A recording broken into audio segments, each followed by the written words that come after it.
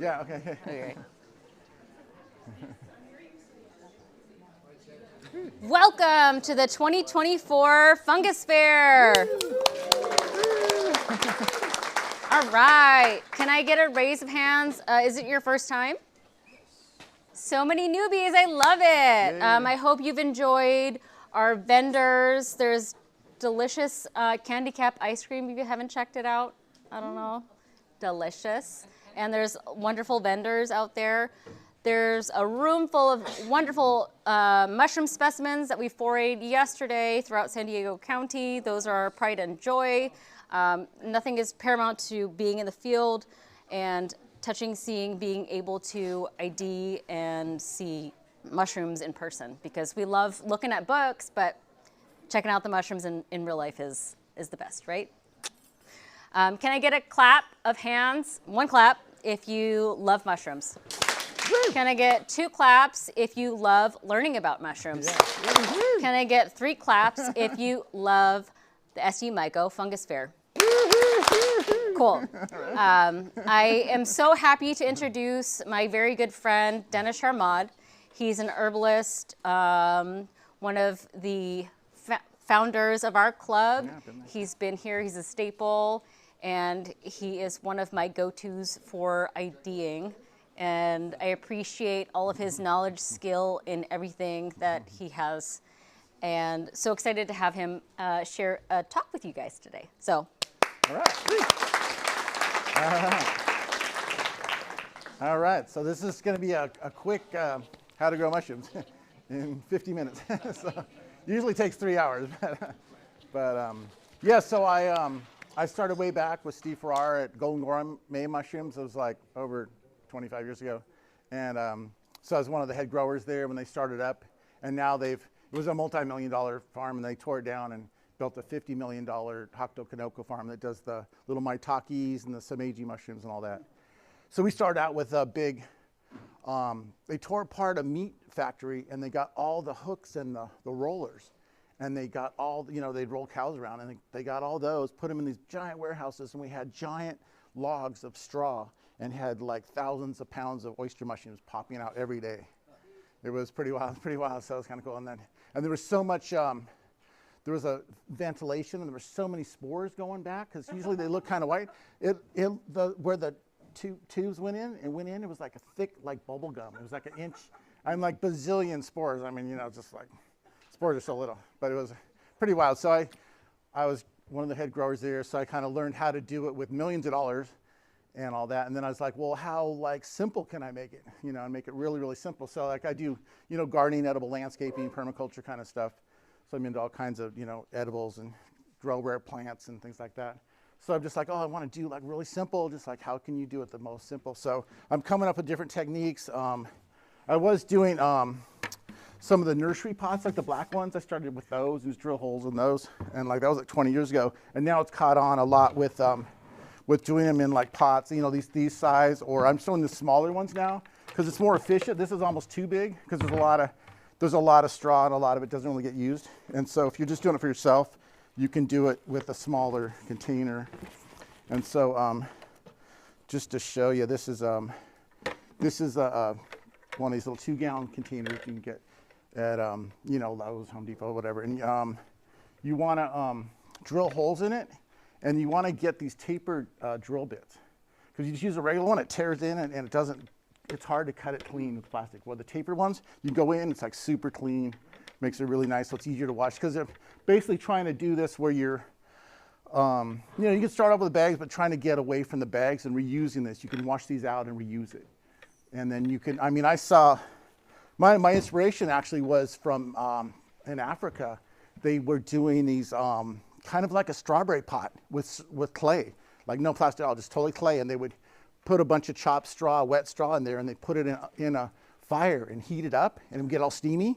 And then they let it cool, and then they'd plug, there was like little strawberry things, they would kind of stuff in the mycelium and then plug it, and then they grew out of these like little clusters of oysters coming out of a clay pot. I was like, oh, that's pretty cool, but I was trying to get ceramic people to make a clay one, and I was just like, so, we're here with like, we're more like modern, than that, so it's tricky to deal with pot. I still want to do that at some point.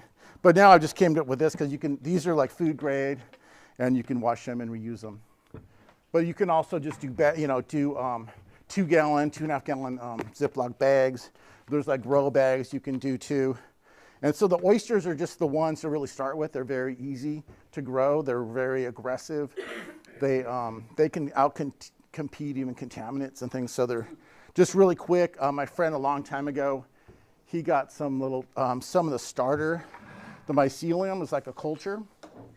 And he got a little bit, and he actually read something, and he mixed it with like, not used toilet paper, like, new, not clean toilet paper, but it was just paper, but it could be anything almost. But so he just mixed it, and he had these ones growing out of this like toilet paper, and I was just like, I was kind of like, that's kind of weird. Like, I mean, it wasn't, it wasn't used. I was like, it was clean paper, but it's still, a little weird. So I was like, well, that's a little too basic. But I mean, you can do it on corn stalks. You can use like sugarcane bagasse. You can do banana leaves, and they'll do a lot of, juice artichoke, sunflower stalks, a lot of different things. But straw is kind of the easiest to come by. So you can do straw, and then basically you want to chop it up. So you can get like, not hay, but straw. And I actually now found that they kind of get the crumbs of like straw and hay, and they sell these bags that it's all chopped up already. So if you don't get one of these and just get straw, which is kind of better, but it's, messy and stuff, you can put it in a trash can with a weed whacker, and you can just chop it up. I mean, you can get a leaf chopper thing, or there's different ways to do it. I mean, you can go medieval on it, like a straw thing with a machete, and just chop, chop, chop. And I've done that. You can just chop little by little, and you can get like little pieces.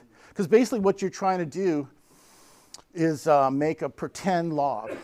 So with a straw, you smash them together, it's making a pretend log. Because usually these grow on logs, and you'll see them on willow, cottonwood, and oak logs in the wild. And so that's what you're trying to do, is make a pretend log. So so they're mushrooms. These are, like she was saying, you don't want, I don't know if you saw the talk before, but she was mentioning how you don't want to eat shiitake raw. You don't want to eat oysters raw either, because, I mean, a lot of mushrooms are high in chitin, and there's exceptions to every rule, but they all are very high in chitin, and most of them you should cook well. And oysters are actually carnivorous, and they will, they're like mycelium. Like, there's like a log kind of on the ground. There's little nematodes that eat. You ever seen like homegrown carrots or beets that get a bunch of little bumps? There's these little nematodes that get in the roots. So these will actually compete with the nematodes. So the nematodes are trying to grow up and get them. They'll wrap around the nematodes and constrict it and suck the juice out of them. So they're actually carnivores. So just imagine that mycelium in your stomach raw could be trying to eat your stomach or something. So it's like, like abalone. If you ever know, but people used to get abalone, and you could like pound it and kind of kill it, before you cooked it and tenderize it. So some of these you kill them before they kill you, basically. So we're out there. Yeah, I'm like a pretty peaceful person, but you do, they're alive. They're creatures. It's not a plant. They're very aggressive, and they're very meaty, really meaty flavors. So you have to really cook them well. A lot of people think, mushrooms, put them in a salad. And that's never been, in Italy, they never did that. I mean, they maybe pickled them, but that's with vinegar. And vinegar, like ceviche, is like a chemical cooking. So there is ways to do like ceviche-style mushrooms. And then the acid's breaking it down. And then also if you marinate them and then put them in a dehydrator, low temperatures, that kind of like cooks them, dries them out, and breaks them down. Like slow cooking, basically. So there's little ways, to get around you don't always have to fry the heck out of them. But these are really good when you fry the crap out of them and really cook them really crispy brown, so then they're really, really tasty. Because a lot of the mushrooms have beta-glucans, polysaccharides, which you also find like in onions and things like that. And polysaccharides, like onions, when you cook them well, they caramelize, and then it really concentrates the flavor, and they just taste better. Because you just have them like fresh, they're just like, they don't really have that much flavor. So when you really want to cook them and cook them well, and some people would do them like pressure frying, when you put them in where you're kind of sauteing them, but you can hold down like a pancake turner and like kind of pressure fries it and squeeze the juices out, but holds it down to the heat so they get really, really crispy brown. So anyway, you really want to cook these well. Don't eat them raw. They can really irritate your stomach. If people tried and they got really bad stomachs, and like I said, if they can like dissolve nematodes, they're probably trying to eat your stomach before they pass. I'm sure your stomach acids are a little battle in there, but it's not not a good war to have. So anyway, so they're very powerful, you know, really strong going. This is kind of one that Stamen's got famous for his bioremediation, because he did a test with compost, and then he did a thing with wood chips and oyster mushrooms, and this like a diesel spill. So they got all this like contaminated soil, mixed it with wood chips and the oysters, and these will break down the oil and diesel. So they will break down carbon-based things. So they're very, very aggressive that way. So they're easy, you know, basically they're fast, they're easy to grow. There's ones from Fiji and Brazil in the tropics that are the pink oysters. And these I do like in the summer. So like last summer we did a class, and we may do another one this summer on the pink oysters, because they can take like 90, 100 degrees, and they'll grow. Those, when you start them to fruiting, they're like 13 days. Where these take more like 2 days to start, and then another 5 days or a week, more like 3 weeks in the winter. And then these blue oysters, when they're really small, they're kind of blue. You can see they're kind of a blue-gray, but when they're really little, they're actually like a definitely blue to them. But these grow back east and in colder areas, and these can actually freeze and come back to life. There's a frog that can do that also. So these are very, very hardy for the winter cold. So these are a great one to do most of the year. And there's another yellow one that people started cultivating back east. And now that's escaped and spreads, and it just grows all over in the Midwest, Pennsylvania. These golden ones, and they're not parasites, so they're not attacking live trees. They're just growing on dead trees, but they are kind of spreading and kind of competing with the native oysters. But they're not. It's not a parasite. They just eat up dead woods. And you see them here too. And you find one on a tree, you're like, oh wow, they're growing on that tree. And then some things you go back next year and they're there, but these ones are so aggressive they eat up all the cambium, and then you got to look for a new tree because they eat it all up.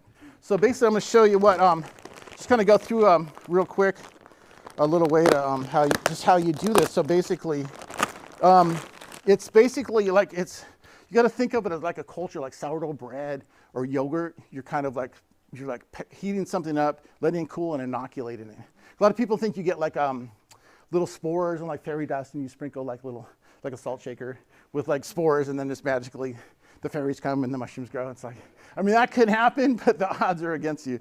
Like that happens better in nature. So you really want to get the culture. So basically, you're going to get you'll get either the spawn, which is this grain, which is kind of like tempeh, or you know, it's this culture that's on millet or rye, or could be, you know, corn, different things. And then you can do this, or you can also just get a kit. And when the first mushrooms come, you can pick them off and use the kit to start more. And if you use the kit, it's not as potent as the grain, so you'd want to just go make 4 kits out of this. With this stuff, you can expand like 10 times and use like 10%.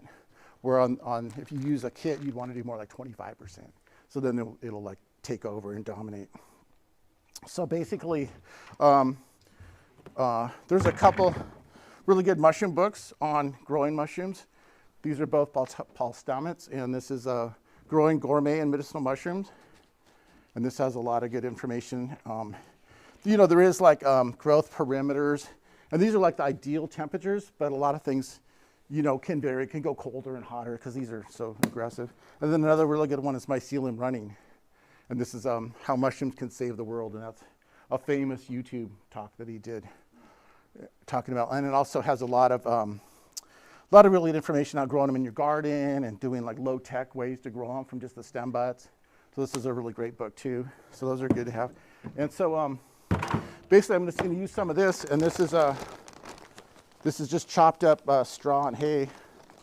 And so just kind of a easy way to go if you don't have a weed whacker or anything. You can just get this.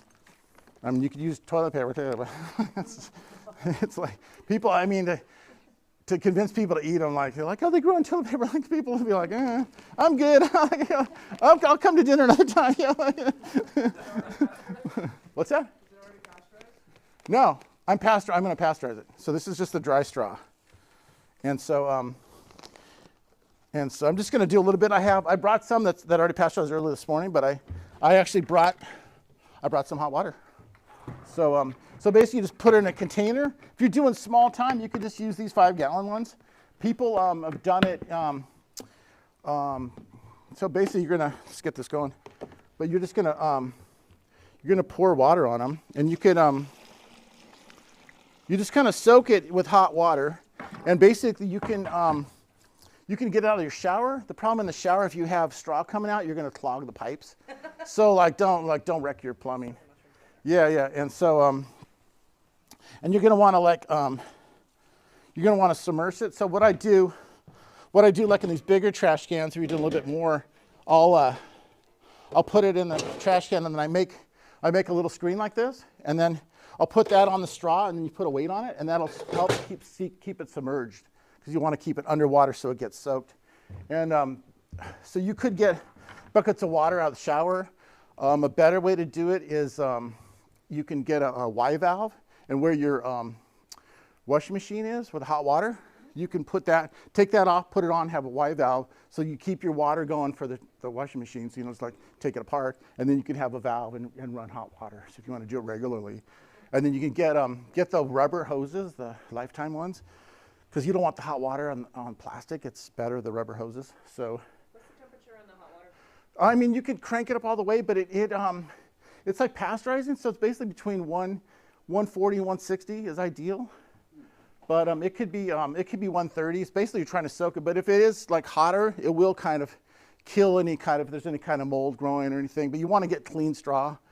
But it's basically you're trying to soak it, and then a little bit of heat is going to help. And then you don't want to put it. Some people put it like in containers and with a flame and cook it in a pot or something. You don't want to get it boiling, because then it'll break down the straw too far, and you'll get other bacteria come in. You want just a like warm soak basically. And what's that? And then for like an hour to 2 hours. So I usually do about an hour and a half. It's kind of ideal, but you could do an hour. And then I've had people do it with just plain, like cold water. You can soak it. And then people do lime also. There's ways to do it with lime without the heat. But it's really better with the warm water. It just seems to soak better. It's just easier. Because the lime's kind of toxic when you pour that off. It's a little weird. So basically you can have, like this, you could put a little colander to hold it down under. And then, and then basically, so just pretend this has been an hour and a half. And then you'll just take it out.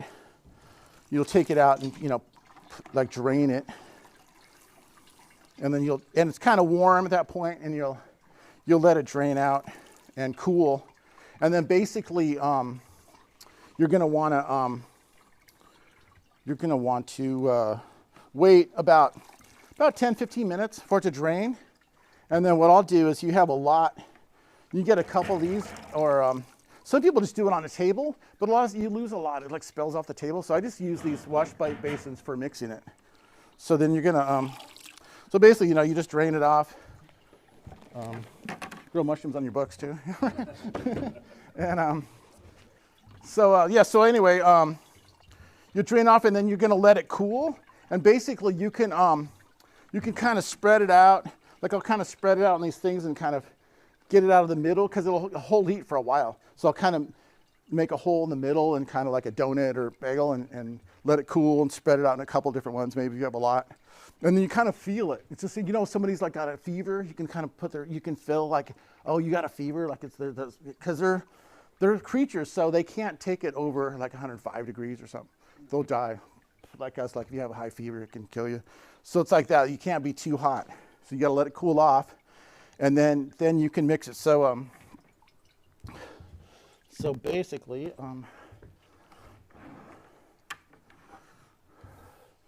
so I actually did some earlier that I did for like an hour, and I'm going to show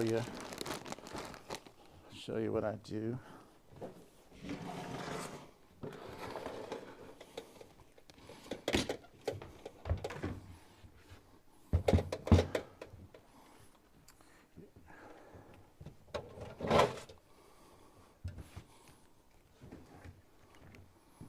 Yeah, and if anybody has any questions, throw them at me. Where did you get the shredded straw? Oh yeah, a feed store. Just any feed store might have it? Yeah, pretty much now. It's like a thing for it's like for chicken coops now or something. It's like chop straw. We'll tell them like get with it. Come on, get with it. Yeah, it's called Coop Clean. And then you can get You can get spawn from field and forest mushrooms. Spawn is the culture. Yeah. So yeah, you can, and or you can go to Mountain Meadow in Escondido and buy a kit and use a kit. You just wanted. No, they're mail order. But they have a bunch. They have like 10 different kinds of shiitake, all the different colors, oysters, bunch of different strands. Really, like really, really good. Huh? They're a really good, reliable source. Yeah. So that's true. That's true. Yeah, yeah. Yeah. So. I hear a lot about people using Uncle Ben's the rice bags for that. Yeah, you're right. Well, that's more if you're trying to like use an injector or have another culture. But if you're trying to just get like spawn that's already ready, because that's kind of tricky. It can go bad. It's hard. Yeah, I mean you can do that, but that's kind of. You have better results with that. Yeah, right. Because it's already done. It's all you can see. This has a filter patch, so it breathes. So just through the whole time, you gotta think of like the moistures. They want to stay moist, but they want to breathe. So you can never put them. You can never wrap them in a bag without holes. Or put them in an ice chest or anything. They can't. They always have to breathe because they're creatures. So they're breathing in oxygen and putting out carbon dioxide, like creatures. And they actually will, if these sit in this bag for long enough, it'll make these metabolites. It's basically urine. So they'll pee if they're in there too long. And then what's that? It's Mountain Meadow mushrooms. There's a vendor out here. Yeah, there's a vendor out here, and they're selling kits now, and you can buy a kit and the oysters that you just want us to do. So so basically I'll get a, you can, when you do, you can use bare hands, and it's not super sterile because this is already sterile. So once you get this, it's gonna grow pretty much if you're careful. Wash things, and I'll wear gloves not because you can't do it barehanded, but the thing is if you do it a lot barehanded, the straw, you don't notice it at first, but it gets under your nails. Those little pieces, and then it kills it. Like, because you're like, oh yeah, and then once you notice it, it's like hurts. It's a little like Chinese torture. Is blue oyster the healthiest of the oysters, like as far as nutrition and? I'm not sure if they're really much better, but they're just the easiest ones to grow most of the time of the year. Where the pink ones are the best for when it's warm. But there's I'm not sure that like if they're nutritionally better, but like the darker mushrooms are supposedly better. So I mean probably they are. I don't know. I haven't seen, but they're pretty similar. I'm pretty sure the nutritional qualities. Do you recommend cooking it regardless, not just like eating it raw, like dried out, save for later, just like? Yeah, definitely. Oh, for sure. Yeah. No, you definitely. It's not like an option basically. It's gonna. Yeah, but those are dried. So I'm telling you, I mentioned the drying is like slow cooking. So it's a heat drying, not a air heat. dry. Yeah. You want to heat dry. Yeah. Dry to break down. Yeah. Mm-hmm. Yeah. So you want to wear gloves, and it's just it's easier to be cleaner too than having your whatever burger figure whatever. So then basically like this is some of the pasteurized and drained and cooled chopped straw. So then. You just put a bunch in here, and then you do it like about half full because, like I said, you don't want to be like spilling it and let it go flying. And so then you just kind of eyeball it. It's just like I do about like I said about 10%, 5 to 10%. And so then basically you want to carefully just crush it and break up the mycelium, so then there's no like big chunks. And that way this is kind of the best. The millet is some of the most ideal because it's so small, because there's more connection points, where some of the bigger grain like popcorn, you might have one here and one there. But the closer it is, the quicker it's going to dominate and take over. Because once it takes over, then it has like antibodies and it fights off other stuff. So the quicker it takes over. That's what I'm saying. If you use this is not as sterile. So then you want to use more, and then it will take over. So you could So which is kind of nice is theoretically you could perpetually keep them going, but the thing is like if they get contaminated, then you use this, you're gonna have a bunch that are going funky, but these are so strong that they'll fruit even if they get some contaminant usually. They're really just it's really hard to kill them. So then what I do is I do like a, human blender, like without just like twist my fingers. I mean, some people will just put them in the bag and do like layers, but I like to mix it so it's even, because you do a layer, you got a bunch of straw and then a bunch of mycelium. You really just want to mix it, so it's worth it to spend some time to mix it. So I'll mix in a little bit, then I'll mix in a little bit more, and just turn it around, flip it, whatever, there's, you can show 10 people something like this and they'll do it 10 different ways, but just the basic thing of like getting it hot, pasteurizing it, cooling it, letting it drain, and then, mixing it and put it into a container that stays moist and breathes. And, just kind of, this is some of the simplest that I've found way to do it. And just so you kind of see it, you can kind of see like little bits of white all over, like, then you'll know like, oh yeah, that's good. And you can, you can weigh it out or you can measure it out, but it's just like, this stuff is potent with just the pure mycelium. You can do, 5% even and it'll work. But I do a little bit more, like 10. So then once you get all mixed up, then you can have like a container like this, which are ideal. Because these are ideal because you can reuse them. And then also, these will pop out like they're slits, so they just pop out where they breathe. And then these are going to pop out too where they can breathe. But these are also blocking the light, so then they really only come out the holes. Where once you pick these, a lot of them are going to try and fruit inside the bag. So then you can like cut them, but then the bag falls apart. So it's where this one's you can fruit them like this, like fruits coming out. You can pick them, and then you can pop the you can kind of like pop the whole plug out of the stuff and turn it a little bit and put it back in. Then it gets to like a new zone, because where you twist it off, like these where you twist off, you're going to have kind of like a little knob or something. So then it's like you can put it to a new zone. And some of the taller ones, you can like shake it down and compress it more. But if you just turn it to a new zone, then it's all fresh, and then they'll pop out. And then what's nice about these too is they hold the moisture really good, but they breathe. So this is a weed stop cloth that you can get from Lowe's and Home Depot. And so it's not pure plastic, it has holes in it.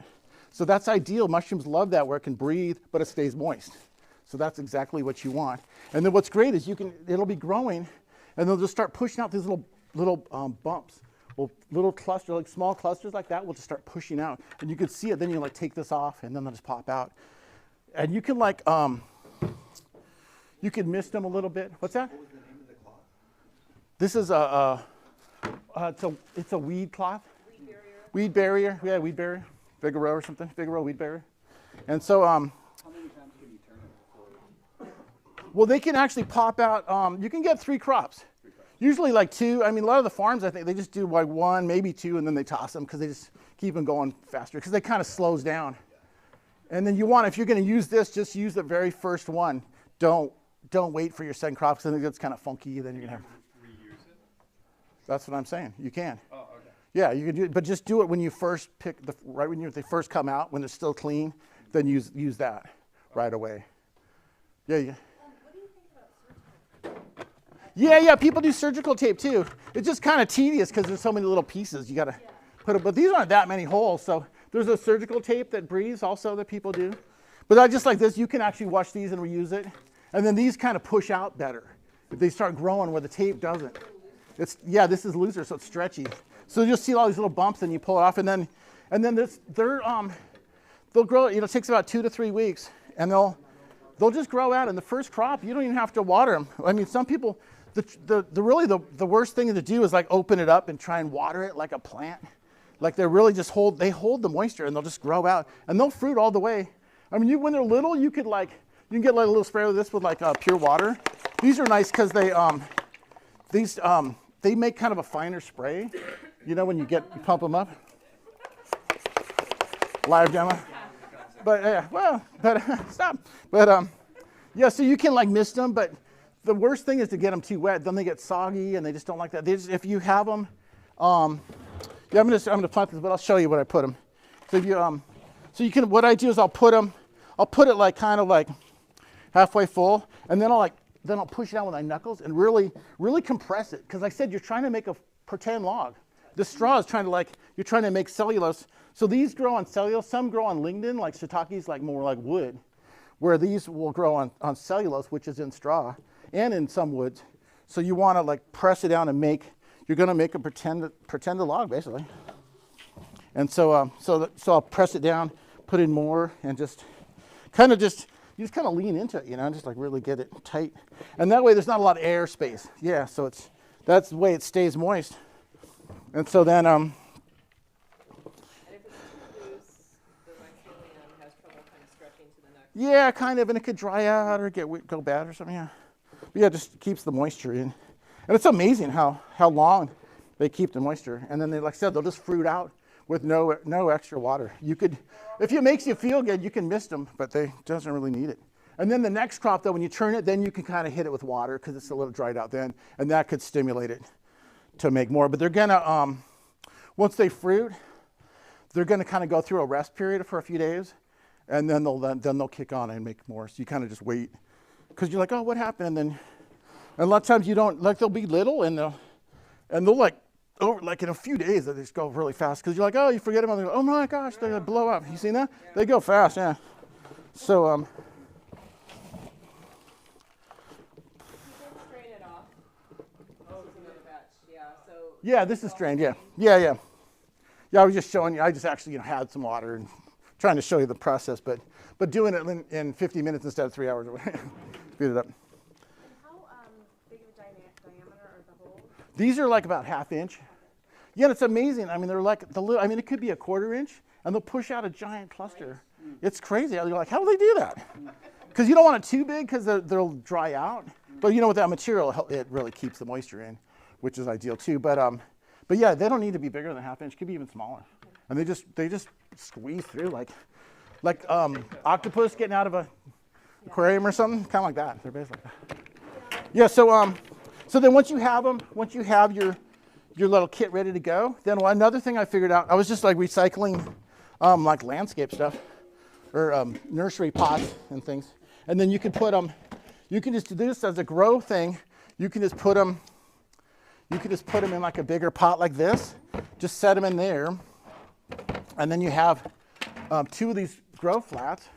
And lots of nursery will give, there's old ones, they just throw them out in the back. You can get 2 of these, sandwich in some more of that material, so it keeps the flies out, holds the moisture, but a breeze, and you just put that over the top. And then they'll just grow in there, and then these smaller pots can just fruit right in there. So it's just a really low-tech way to have a little grow chamber. And you could have them in your shower, or your like laundry room, or like on the porch or something, somewhere kind of protected. But it's like, this is like basically, and then those, like say with these smaller pots, it gives them room that they actually can just fruit in there. And then, like I said, you're just going to pull it out when you see the bumps, pull off that material, and then you leave it in like 2 more days. They blow up, so they're super fast. So they're just. What's that? It depends on the strain. Like these ones take probably about 2 weeks, and you'll see the bumps, and then you take it off, and then another like 3 to 5 days, depending on the temperature. It's like freezing cold, they'll be slower, but these are fine. And then if it's warmer, they'll grow faster. But these are just better. If it gets really warm, like summertime, you do more of the pink ones or the yellow ones. Yeah, or spring, yeah. So the second you start getting like nods. Yeah, little bumps, yeah. Yeah, then you take that off, yeah, pull that off. And then because then they're like ready to go. And they're more, because then they're sealing, then there's all these mushrooms, they're sealing that hole so it's not going to dry out. And you don't actually need to do that, but it just seems to keep it. And then also it's just keeping any flies out because there's little fungus gnats. So the more you can kind of keep the flies from getting in there and getting buggy. And so once, so it's protected, it's going to fill in. And once it's kind of solid, then they can't really get to it as much once it's coming out. So that's pretty much it in a nutshell. So any more questions? Yeah. Yeah, well, good question. Yeah. So basically, you want to, with oysters, you want it, like a lot of mushrooms, they're kind of like, there's a certain amount to the mushroom, and then at some point, they're just kind of getting diluted and watering out, and they're losing like flavor and just getting kind of overdone. And so you kind of want to get them right when they flare flat, or just before that, they can be kind of curved in. So once they start flaring back up, they're kind of gone too far.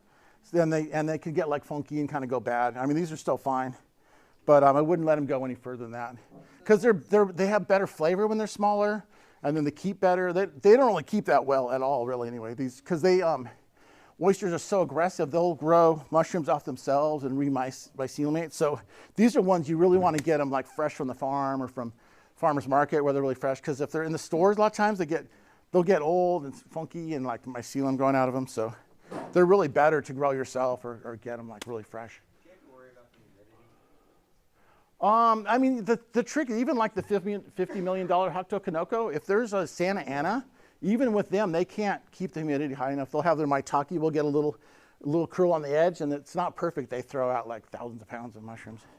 So it's during a Santa Ana, you're challenged. But other than that, like with this cloth, and then put them in this kind of grow thing, you can that just keeps the moisture, so you don't really have to worry about it.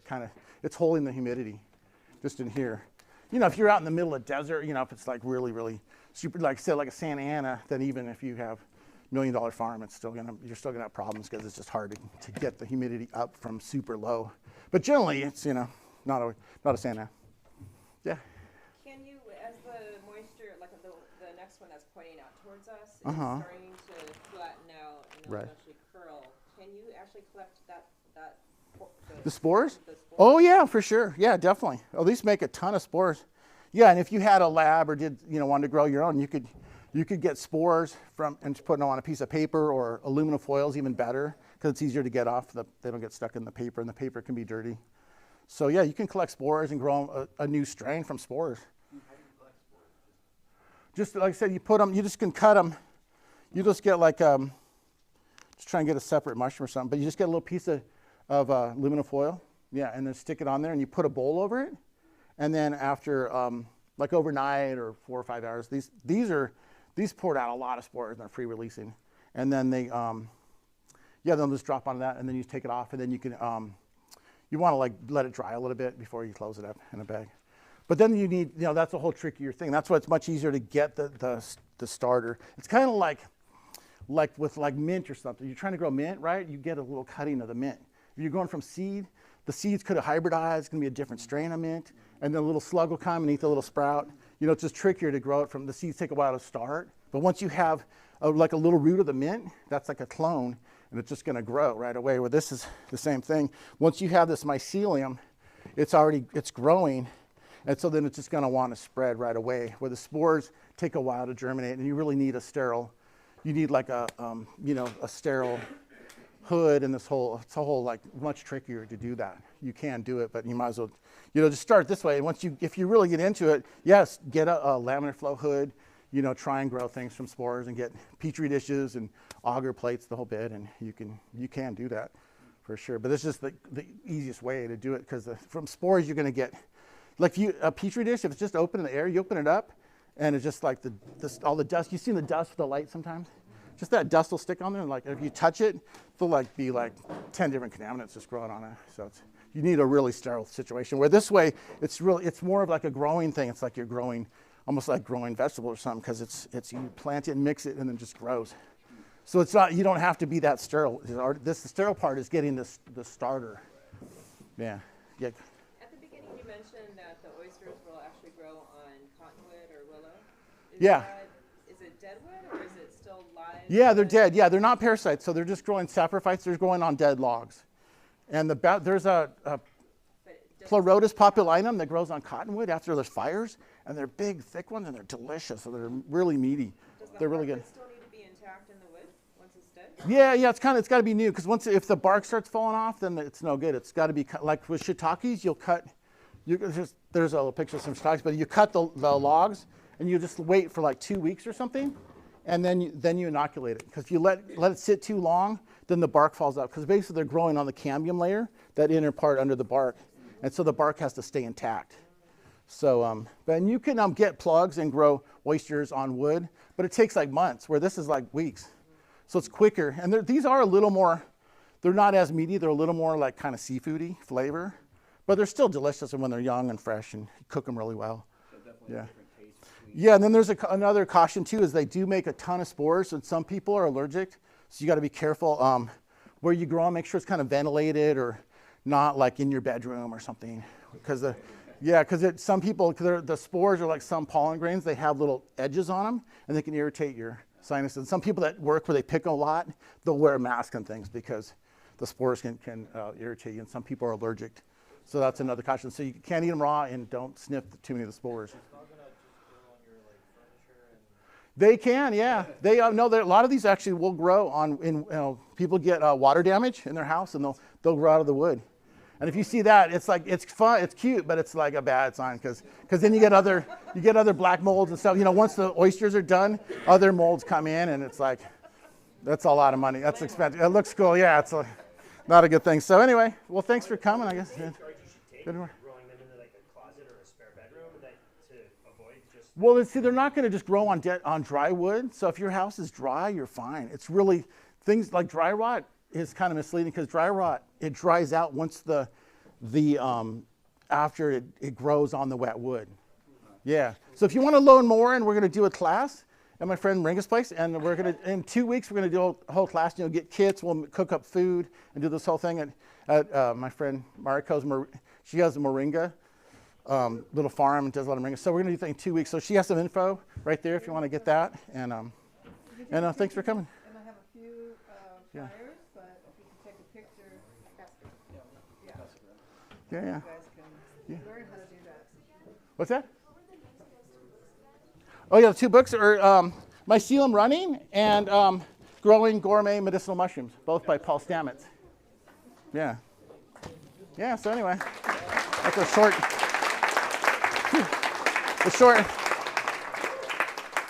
The quickie version. Quickie version here. What is your farm called? Southern Sun Farm. Southern Sun